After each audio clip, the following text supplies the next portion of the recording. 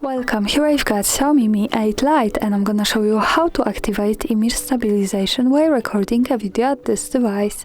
So at first we have to tap on the camera button to open it, and for now we are in the standard photo mode. Let's change it by using this settings bar and just simply going to the left to the video.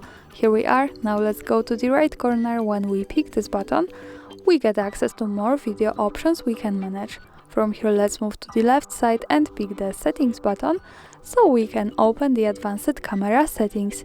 Here we have to slide a little bit down and focus on video category.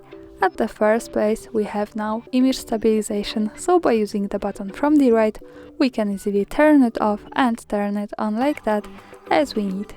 And that's all. Thanks for watching, subscribe our channel and leave the thumbs up.